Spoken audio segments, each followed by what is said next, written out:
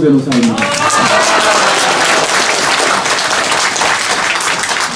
예, 그 자료를 못 받으신 분도 있을 것 같은데요.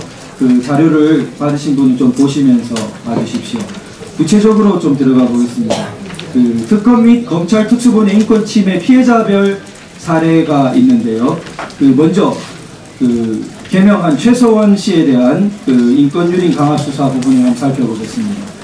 그 최서원 씨는 그 10월 30일 날 런던을 출발해서 그 인천국제공항에 31일 도착했는데 신경쇠약 치료차 병원에 들렀는데 또 극심한 스트레스 공황 장애로 신경안정제를 복용하는 처지였습니다. 네, 검찰은 그 다음 날 11월 1일 그 15시 20분에 최서원을 소환해서 자정을 넘어 그 00시 53분까지 조사하고 53분부터 1시 35분까지 조서 열람을 하도록 했다고 그 피의자 신문조서에 기재되어 있습니다. 이하 내용들은 그 서석구 변호사님의 최후 변론 준비 서면에 많이 기초하였고 객관적인 그 서면들로 근거가 있는 것입니다.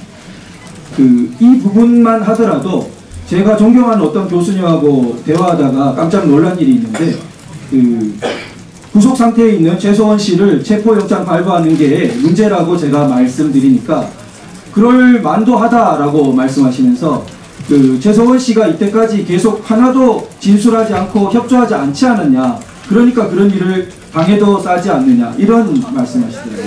그래서 아니 제가 진술을 했습니다, 많이 했습니다, 그러니까 아니 진짜 진술했냐고 의심하시더라고요. 그래서 그 언론에 의한 어떤 보도가 얼마나 심했으면, 그러니까 고명하신 교수님, 대학 교수님께서도 그걸 모르고 계시는 거예요. 한마디도 진술하지 않고 비협조로 나왔으니까 체포까지 당한다, 이렇게. 그래서 지금 보시다시피 당장 도착해서 그 다음 날부터 진술을 이만큼 하고 수사협조를 한 것입니다. 자, 그리고 최서원은 세력이 탈진된 상태라 조서 내용을 똑바로 확인할 수 없었다고 헌재 증언에 나와서 말합니다. 이 출발부터가 우리가 주목해 봐야 되는 부분이고요. 그 출발 이후에 한번 보면 온갖 포검 강압 수사를 받았다고 증언하고 있습니다. 차마 그 내용을 부끄러워서 창피해서 입에 담을 수 없다고 하고요. 검찰이 이러한 폭언을 하는 부분은 변호인을 돌려보내고 변호인이 돌아간 상태에서 그러면은 구치소로 가야 되는데 남기고 따로 이야기하는 것입니다. 남기고 따로 이야기하니까 당연히 조서에 기재되지도 않고 증거도 없는 것입니다. 이런 부분이 소위 삼족을 멸하겠다 등 그런 상태에서 이루어지는 것입니다. 자, 그러면 이 대목에서 제가 저의 한마디 골자인데요. 저는 이렇게 생각합니다. 성경을 비롯한 세계 종교의 위대함은 예외를 두지 않는 데 있다고 봅니다. 그래서 한 예로 성경을 들자면 인간은 모든 사람이 예외 없이 하느님의 사랑을 받을 만한 가치가 있는 사람이라고 하지 어떤 예외가 있다고 하지 않습니다. 맞습니다. 예외를 두는 순간 그것이 위험한 것입니다. 예외를 두는 순간 예외는 자의적으로 얼마든지 확대될 수 있고 마침내 북한에 도달하는 것입니다.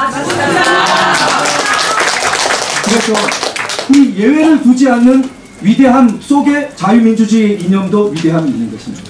그것이 보편 인권이라는 위대한 가치입니다. 오늘날 우리 사회에서 최서원, 최순실 사태가 왜 일어났느냐, 또 이 사태를 계기로 우리가 어떻게 발전할 수 있느냐를 볼 때 보편 인권이 무엇인가 라는 데 대한 국민적 대각성이 일어나리라고 봅니다. 인권이라는 것은 결코 예외를 설정할 수 없는 것이고 아무리 최순실이 나빠 보여도 그에게 인권을 보장해야 되는 것입니다. 그래서 최서원 씨에 대해서 어느 정도였냐 하면 지금도 최서원 씨는 접견 교통 금지입니다. 4개월이 넘어 접견 교통 금지인데 어느 정도냐 하면 변호인 외에 가족이라 하더라도 못 만납니다. 그것이 접견 금지입니다. 4개월 이상 지속되고 있습니다. 교통 금지라는 것은 외부 서적 등 일체의 것이 반입 금지입니다. 이것이 놀라운 것은 법원의 허가까지 거쳐서 3차례나 갱신되면서 이어지고 있습니다. 일반 국민의 인권의식을 사법부와 검찰이 따라오지 못하는 것입니다. 이것이 87년 이후에 발달해온 우리 적법 절차와 인권 이념에 어떻게 부합하는 것이겠습니까? 그러나 이 넉 달여간 우리 사회에 이런 정말 만행이 자행되어 온 것입니다. 이하 그런 부분들의 그 연속이고 확대라고 보면 되겠습니다. 그래서 그 다음 보시면 잘 아시다시피 정유라에 대한 무리한 강제 송환 요구, 적색 수배 요청, 아기를 가진 어머니로서에 대한 그 유아의 인권과 아동 인권과 모성 보호를 완전히 무시하는 것 등이 있고요. 그 구체적으로 또 두 번째 페이지 항목을 보면 박상진 씨에 대해서는 이런 부분이 있습니다. 오후 2시에 검찰에 도착하는데 8시 30분까지 고의로 대기시킵니다. 그러고 난 다음에는 철야 조사로 나가서 다음날 아침 9시까지 강압조사를 합니다. 이렇게 조사를 하니까 이분이 곧 직후에 25일부터 26일 급성 충수염으로 입원하게 됩니다. 또 다른 예를 한번 보겠습니다. 이재용 삼성 부회장에 대한 것인데요. 자, 11월 13일 오후 1시 40분 도착하자마자 8시 44분까지 7시간 동안 조사를 받습니다. 다음 장시간 이렇게 조사를 받았는데 6분 동안 시계하고 6분입니다. 6분 동안 시계하고 8시 50분부터 다음날 01시 28분까지 또 조사합니다. 이렇게 철야 그리고 강압 지속 수사를 이렇게 하는 것입니다. 사람을 아주 혼을 빼는 것입니다. 또 한 번 보겠습니다. 박원호 씨에 대한 것입니다.